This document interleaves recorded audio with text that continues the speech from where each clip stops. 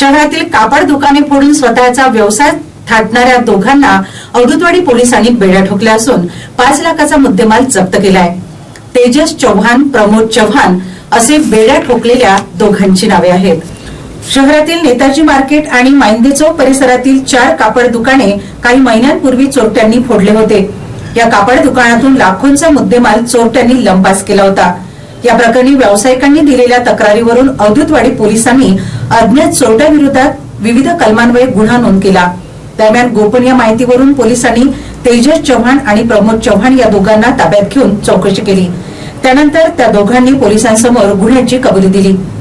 कापड दुकानातून चोरलेल्या कापडाच्या माध्यमातून स्वतःचे दुकान थाटण्याचा चोरट्यांचा प्रयत्न होता, परंतु चोरट्यांचा हा डाव अवधूतवाडी पोलिसांनी उधळला।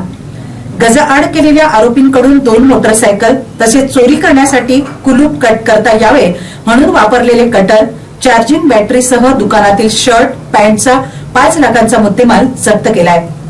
ही कारवाई पोलीस अधीक्षक कुमार चिंता, अपर पोलीस अधीक्षक पियुष जगताप, उपविभागीय पोलीस अधिकारी दिनेश बैसाने, पोलीस निरीक्षक नरेश रणधीर यांच्या मार्गदर्शनात डीबी पथकाचे प्रमुख सहाय्यक पोलीस निरीक्षक रोहित चौधरी, पथकातील गजानन वाटमोडे, मेश्राम, विशाल भगत, बलराम शुक्ला, रवी खांदवे, रुपेश ढोबळे, मोहम्मद भगतवाले, रशीद शेख, योगेश चोपडे यांनी केली। या प्रकरणाचा पुढील तपास ठाणेदार रमेश रणधीर यांच्या मार्गदर्शनाखाली पोलीस करीत आहेत।